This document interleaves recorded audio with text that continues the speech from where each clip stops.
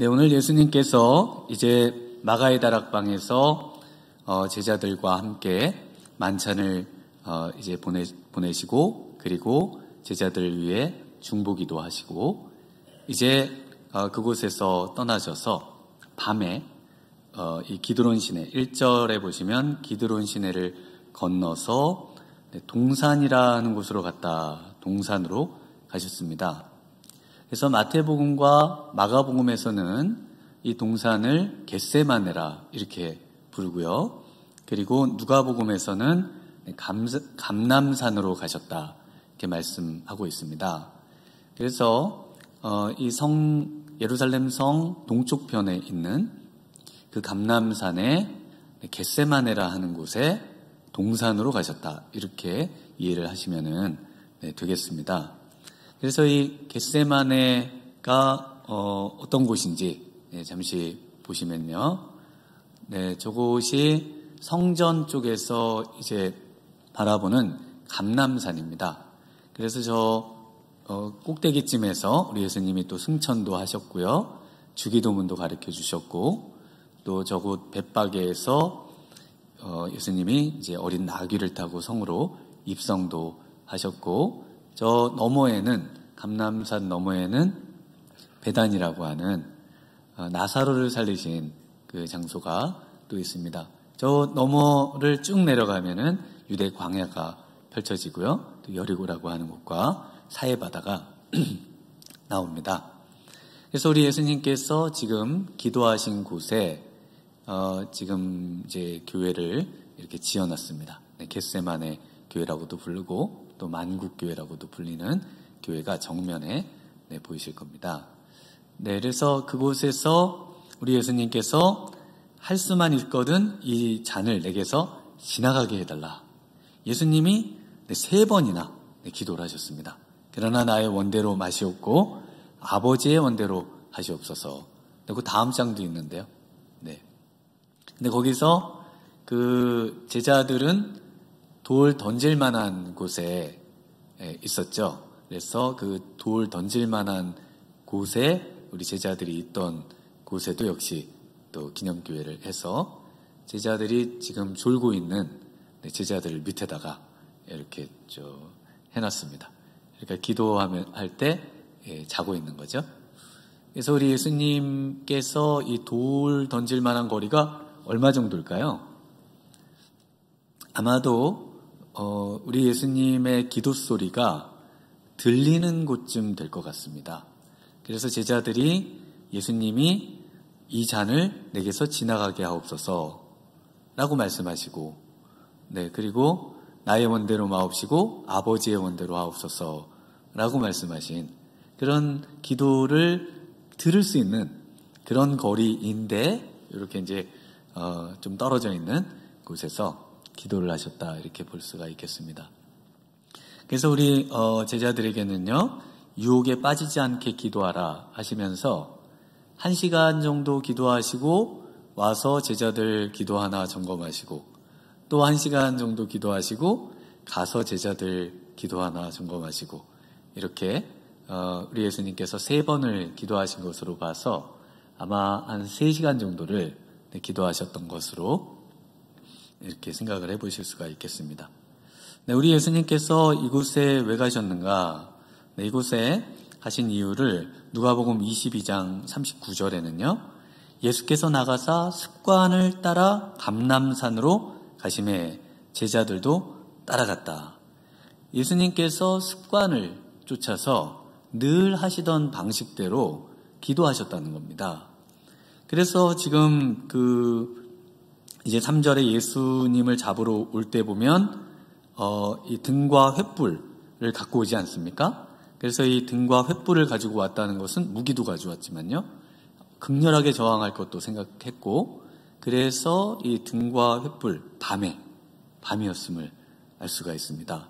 그리고 가룟 유다도 예수님의 그 시간과 장소를 정확하게 알고 있다 말씀을 하고 있습니다.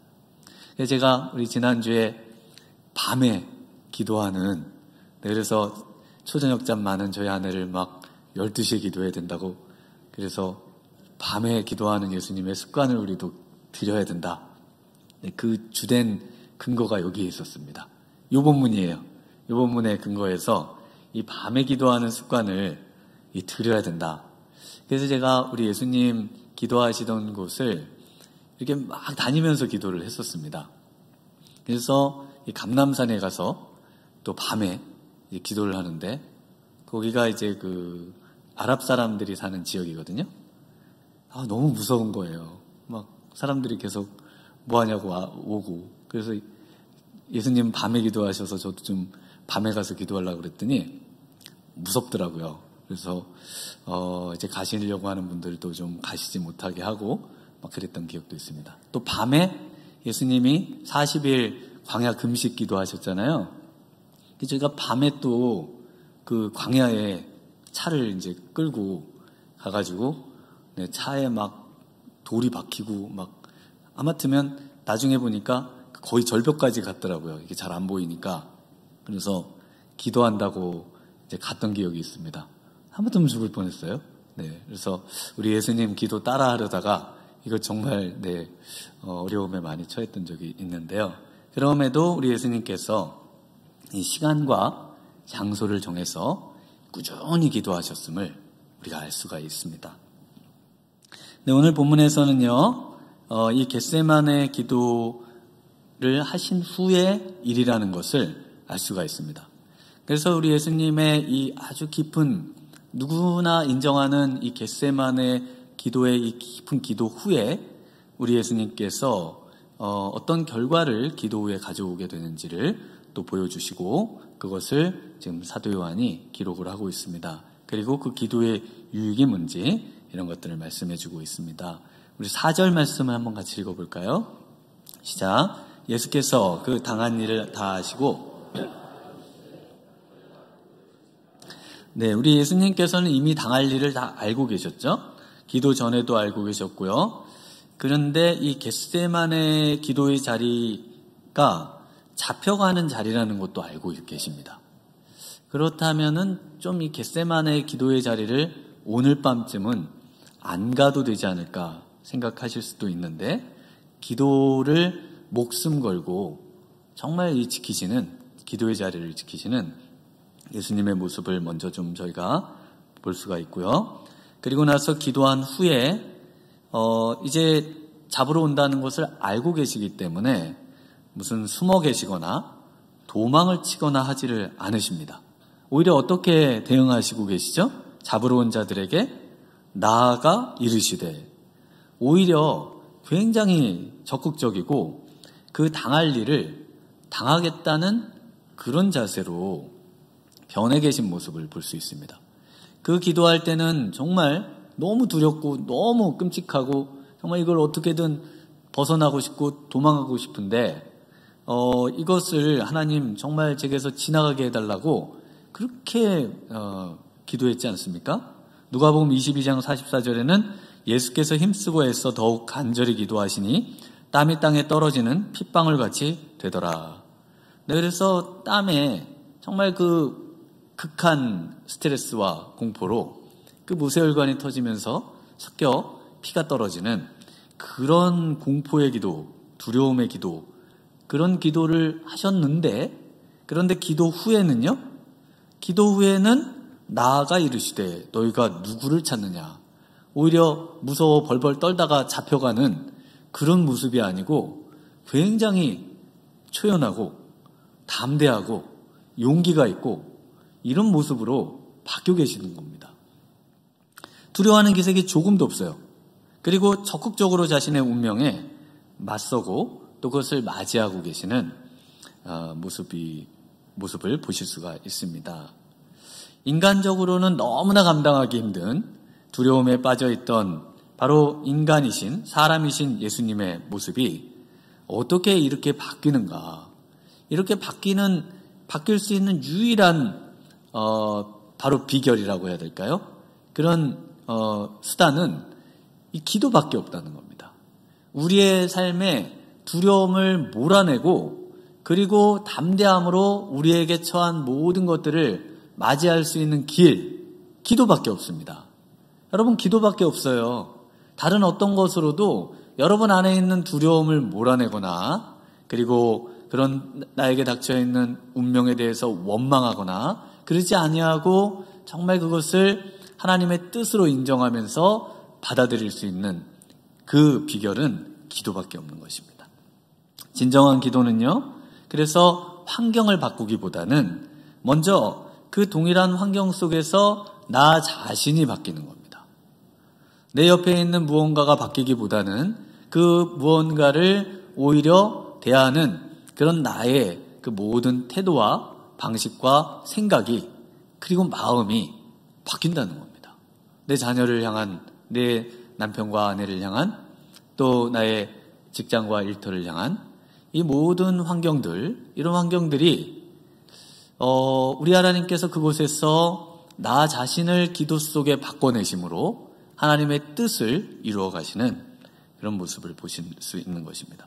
그래서 기도는 내 용기의 사람으로 바꿉니다. 기도는요, 담대한 사람으로 바꾸고요. 기도는 믿음의 사람으로 바꿉니다. 그래서 신앙의 성숙과 변화는 기도 외에는 없습니다.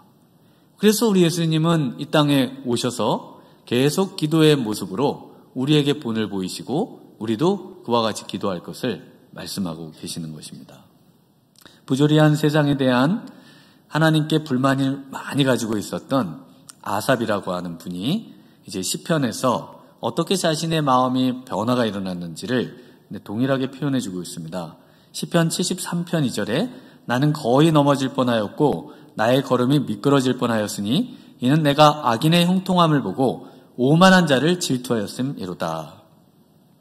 이러한 악인의 형통, 죽을 때도 고통 없이 죽고 그리고 그런 악인들의 이 세상을 지배하면서 사는 이 모습에 정말 마음에 심한 고통을 느꼈던 이 아삽이 이렇게 말합니다. 내가 어쩌면 이를 알까 하여 생각한즉 그것이 내게 심한 고통이 되었더니. 아무리 우리가 머리로 그것을 이해하려고 하고 또 그것을 생각해서 맞춰보려고 해도 그게 풀어지지가 않고 헛수고가 되더라는 겁니다. 그래서 그것 때문에 오히려 더 큰 고통을 느끼게 된다는 것이죠. 어떻게 그 불평, 불만, 시기, 질투 이런 마음 안에 있는 모든 것들을 해결할 수 있는가? 기도입니다. 기도예요. 여러분 안에 불평과 불만, 시기, 질투, 두려움 정말 이 모든 것들이 만약에 있다면은 어디로 가셔야 되느냐? 겟세마네 기도의 자리로 나오셔야 되는 것입니다. 그래서 이 시인이 계속 이렇게 말합니다. 하나님의 성소에 들어갈 때에야 그들의 종말을 내가 깨달았나이다. 그러면서 완전히 자신이 그렇게 불평하고 원망하고 했던 이 아삽이 결국은 하나님께 감사하고 하나님을 향한 믿음이 회복되는 모습을 보여줍니다. 내 육체와 마음은 쇠약하나 하나님은 내 마음의 반석이시오 영원한 분깃이시라. 하늘에서는 주 외에 누가 내게 있으리요 땅에서는 주밖에 내가 사모할 리 없나이다. 이와 같은 믿음의 모습으로 정말 변화되고 싶지 않으십니까? 이 변화되는 유일한 길, 기도입니다. 여러분 정말 이 가을에 이제 한 2달 정도 올해도 남았습니다. 정말 내가 기도의 모습에서 정말 우리 예수님을 더 닮는 그런 기도의 삶이었는지 아니면 너무 바쁘고 분주하고 이제 코로나 이후에 더 할 일들이 많아져서 기도를 소홀히 하고 있지는 않은지 우리 자신을 보셔야 하는 것입니다. 그래서 기도하면요, 우리 앞에 당할 우리 하나님께서 우리에게 하라고 하시는 모든 것들을 다 감당할 수 있습니다. 근데 이것은 성경에 너무 많은데 그 중에 사도 바울의 고백을 한번 들어보겠습니다. 사도행전 21장 23절에 오직 성령이 각 성에서 내게 증언하여 결박과 환난이 나를 기다린다 하시나 내가 달려갈 길과 주 예수께 받은 사명 곧 하나님의 은혜의 복음을 증언하는 일을 마치려 하면은 나의 생명조차 조금도 귀한 것으로 여기지 아니하노라. 하나님께 받은 사명, 그 하나님께서 하라고 하시는 일을 이 땅에서 이루어 나가는 데 있어서 생명도 귀한 것으로 여기지 않는 마음. 여러분, 조금만 뭐 하다가 아프고 힘들면 막 두려움에 빠져가지고 그 모든 것을 다 내려놓고 싶은 그런 마음이 막 들지 않으세요? 그런데 기도의 사람은 하나님이 하라고 하시는 일을 감당함에 있어서는 생명조차 귀한 것으로 여기지 않고 그 길로 나아갈 수 있는 그런 담대한 마음의 소유자가 된다는 것입니다. 여러분 정말 이런 담대한 마음의 소유자가 되시면 좋겠습니다. 정말 이것이 기도의 첫 번째 유익입니다. 두 번째는요, 우리 5절과 6절을 같이 한번 읽어보겠습니다. 시작. 대답하되 나사렛 예수라 하거늘 이르시되 내가 그니라 하시니라. 그를 파는 유다도 그들과 함께 섰더라. 예수께서 그들에게 내가 그니라 하실 때에 그들이 물러가서 땅에 엎드러지니라. 네, 예수님을 잡으러 온 사람들을 보면은 3절에 유다가 군대와 대제사장들과 바리새인들에게서 얻은 아랫사람들을 데리고 왔다. 이렇게 기록을 하고 있습니다. 여기서 이 군대라고 되어 있는 이 숫자는요, 이 로마 용병으로 구성된 보병대인데요. 1000명을 가리킵니다. 1000명. 1000명을 가리키는데, 그래서 이 760명의 보병과 240명의 기병으로 이루어져 있어요. 그래서 이 1000명이라는 걸 어디서 알 수 있냐면 12절에 저희가 읽진 않았습니다만은 그 12절에 가서 보시면 이에 군대와 누가 있어요? 천부장이 있죠. 그래서 1000명을 다스리는 사람이 천부장입니다.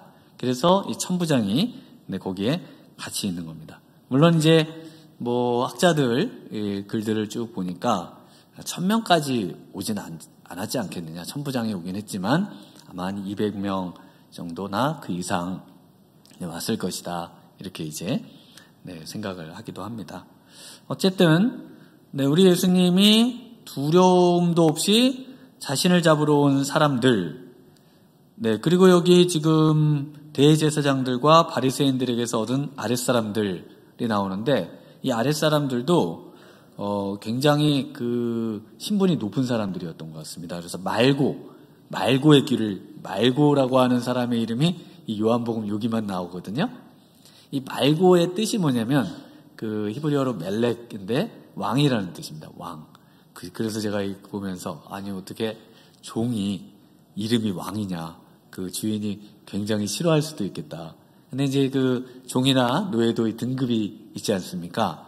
굉장히 높은 등급의 이 하인들이 이곳에 지금 예수님을 잡으러 왔다는 것을 알 수가 있습니다. 그래서 예수님이 두려움도 없이 자신을 잡으러 온 사람들에게 내가 그 사람이다. 두려움에 사로잡힌 사람이라면 어떻게 될까요? 여러분을 막 잡으러 왔어요. 오늘 막 잡으러 막 한 1000명 정도 되는 사람이 막 왔어요. 그러면 어떻게 하시겠어요? 도망을 가시거나 저는 그 사람이 아닙니다. 뭐 하시거나 뭐 숨어 계시거나 그러면서 아니면 저쪽에 그 사람이 있다거나 뭐 이렇게 좀 둘러댈 수도 있을 텐데 우리 예수님은 내가 그다 라고 아주 담대하게 말을 하고 있다는 겁니다. 근데 이제 그 6절에 보면 예수님이 내가 그 사람이다 그랬는데 그 잡으러 온 사람들이 땅에서 이제 그들이 물러가서 땅에 엎드러지지 않습니까? 어떻게 왜 엎드러지는 걸까요? 그래서 여기서 내가 그라고 하는 이 말이 뭐 영어로는 I am이 되겠죠.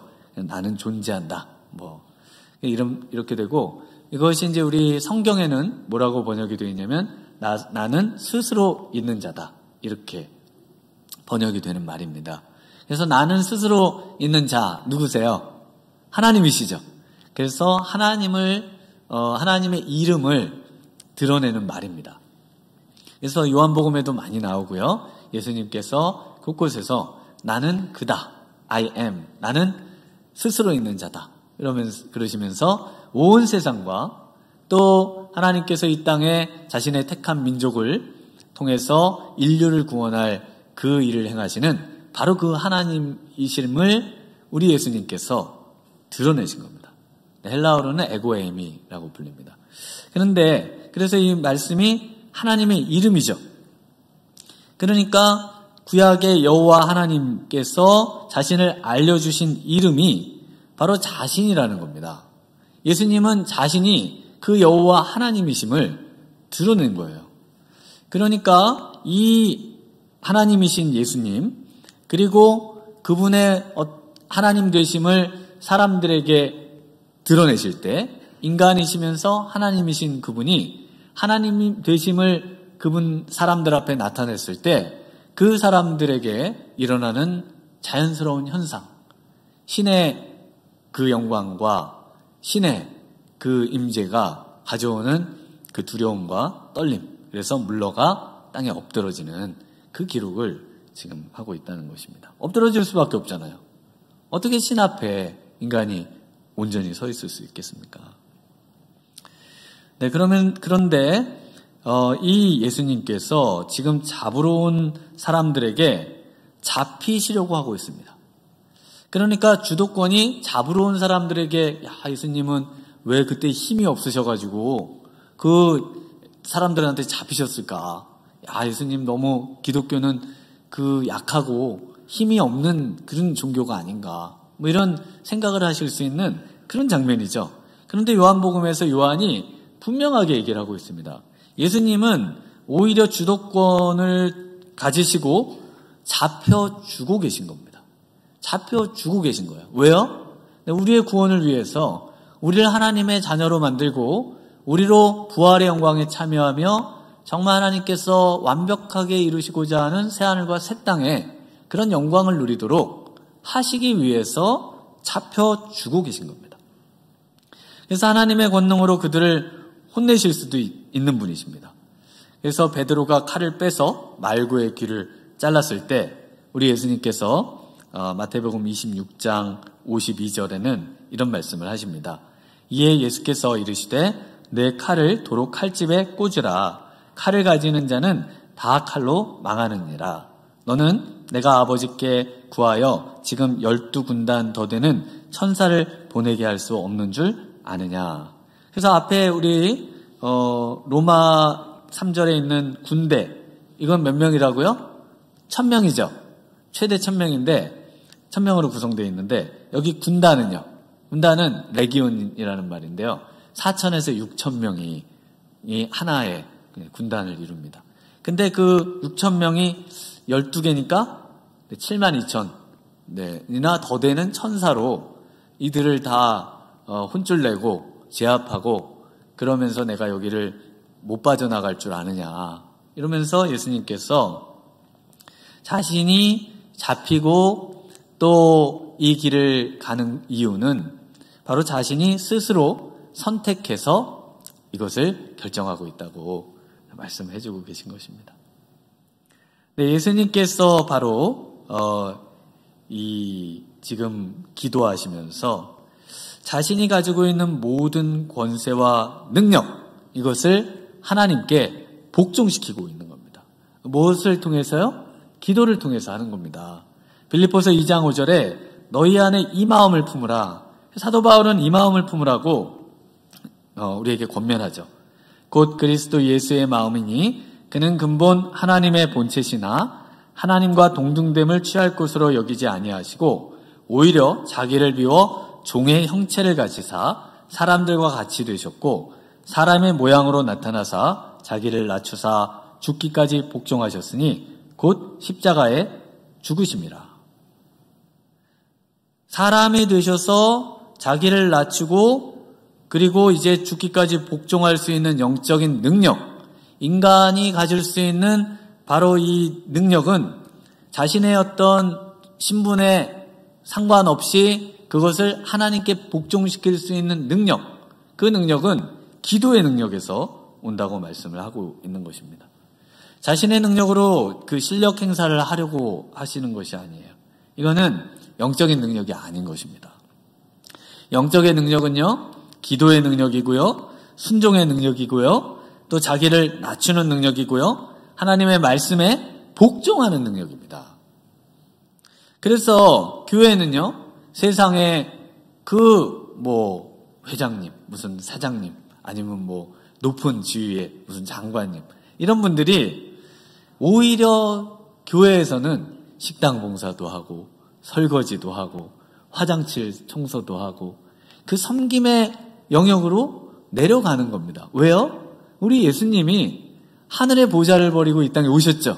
그리고 하늘의 보좌로 이 땅에 오신 예수님께서 자신의 모든 권세를 전부 하나님의 말씀에 복종시키는 데 사용을 했다니까요. 여러분, 이것을 한번 잘 보시면 정말 교회는 세상과는 다른 곳이라는 것을 확실히 느끼실 수가 있습니다. 교회는 세상의 명함을 갖고 있는 곳이 아니에요. 이곳은 우리에게 주신 어떤 것을 통해서 하나님께 복종하는 자리입니다. 하나님께 복종하라고 하시면은 그것에 나는 기꺼이 복종할 수 있는 자리입니다. 근데 그렇게 되려면 어떻게 해야 된다고요? 기도하셔야 된다니까요. 기도 외에는 이러한 어떤 능력을 받을 수가 없어요. 세상에 나가면 내가 어떤 위치인데 사람들이 교회에서는 나를 못 알아주더라. 이런 말은 뭘 안 해서 그러는 걸까요? 기도를 안 해서 그럽니다. 기도를. 몰라주는 게 더 좋은 거예요. 몰라주는 게.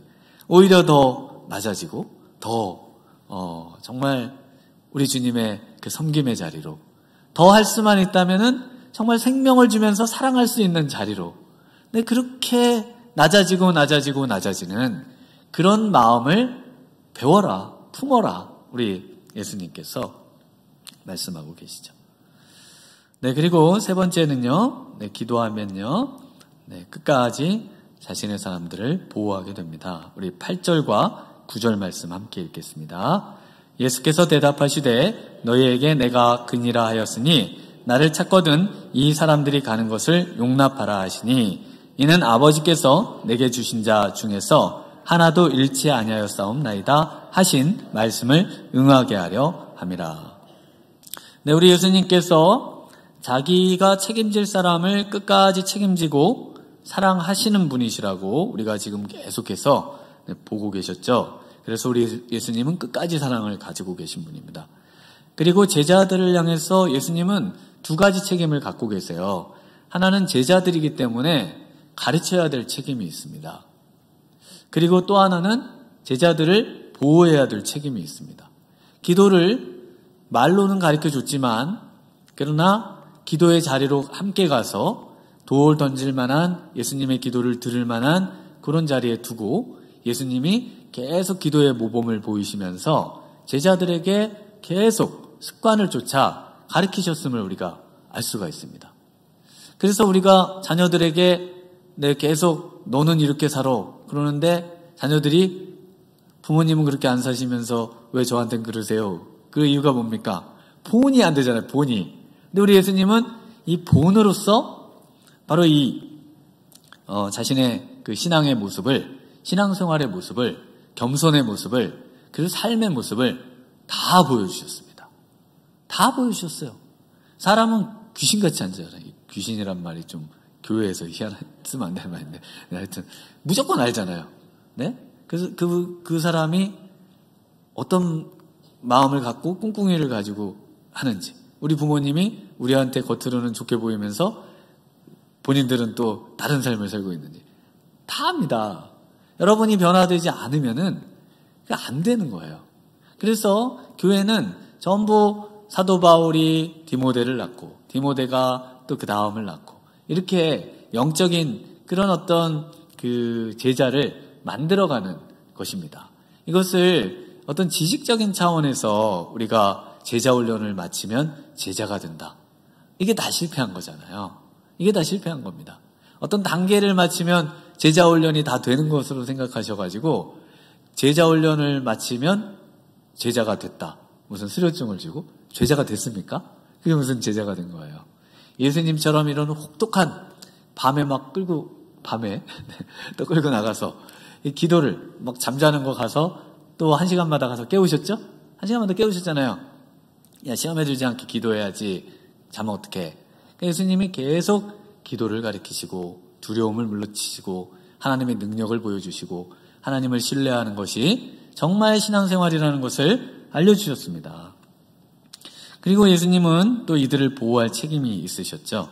그래서 이 제자들을 1절에서 사실은 위험에 처할 텐데 얘네들을 보내야 되겠다라고 하지 않으시고 다 데리고 가십니다.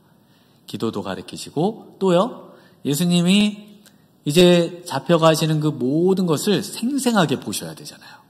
생생하게. 그래야 증인이 되지 않습니까? 이미 이때 갈릴리로 다 갔으면 예수님 십자가 지심과 또 부활하심과 그런 것들을 어떻게 경험할 수가 없지 않습니까? 그러니까 제자들을 끝까지 죽음의 자리와 부활의 자리까지 끌고 가고 계시는 그 모습을 볼 수가 있습니다. 그럼에도 우리 예수님께서 이 하나님의 능력으로 전부 제자들을 보호하는 데 사용하고 계십니다. 그래서 제자들한테 미리 말씀하셨어요. 예수님은 제자들에게 미리 뭐라고 하냐면 너희가 나를 다 버리는 시간이 이제 곧 온다.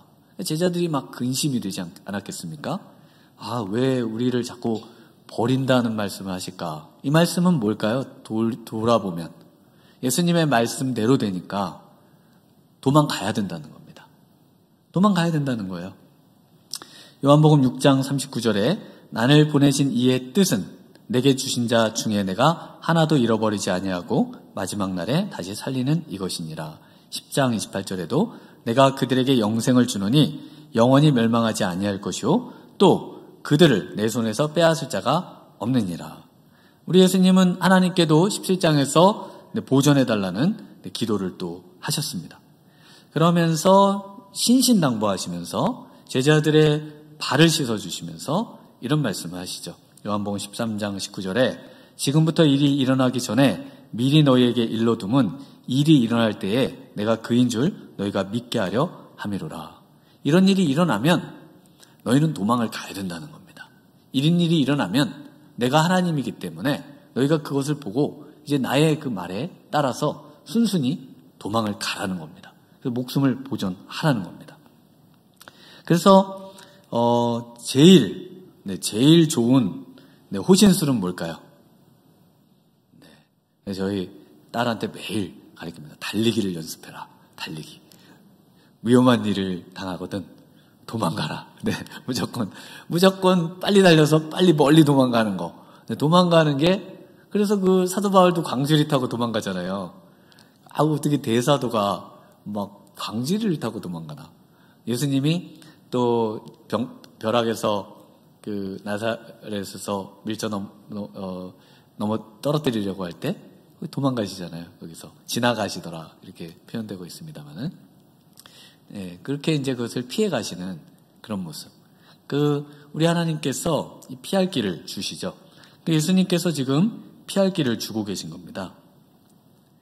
그래서 예수님께서 지금 이 도망가라고 하고 그리고 그 제자들이 도망가는 것을 어떻게 하라고요? 8절에 용납하라.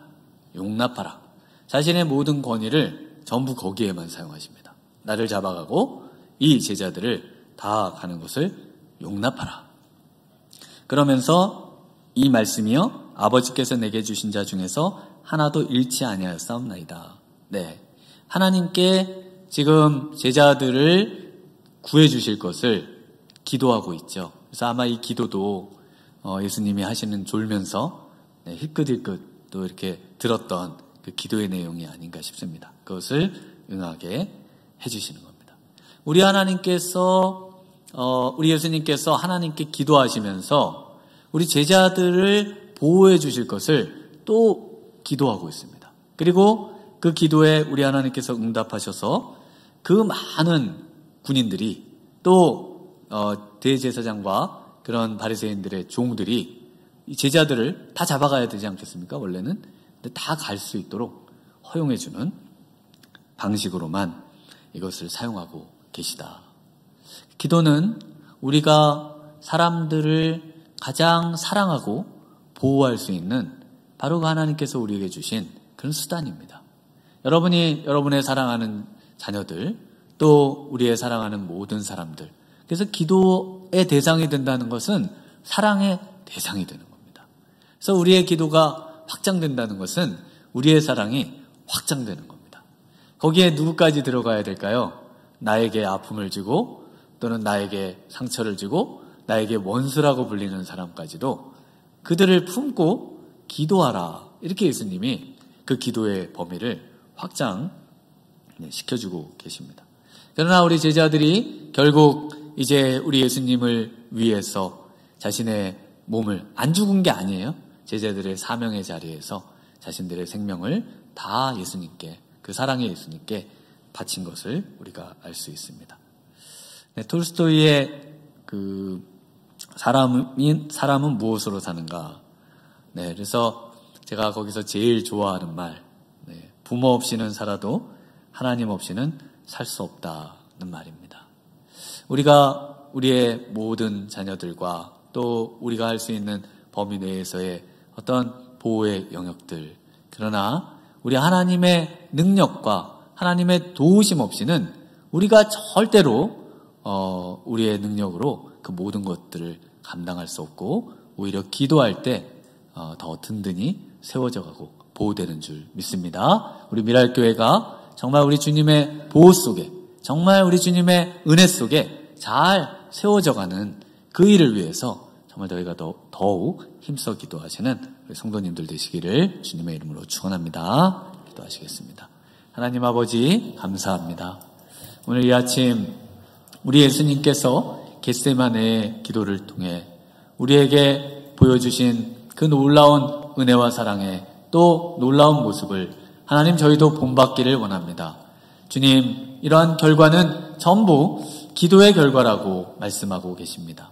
하나님, 기도하게 하여 주옵소서. 하나님, 정말 깨어 기도하게 하여 주옵시고, 하나님 아버지, 우리의 어떤 조직과 또 우리의 어떤 재정과 우리의 어떤 능력이 하나님 우리의 삶을 바꾸는 것이 아니고 또 온전히 우리 하나님의 놀라운 역사는 기도를 통해서만 일어난다는 사실을 다시 한번 확신하면서 하나님 믿음으로 승리하는 저희들 되도록 함께해 주시기 원하옵고 예수님 이름으로 기도드리옵나이다. 아멘.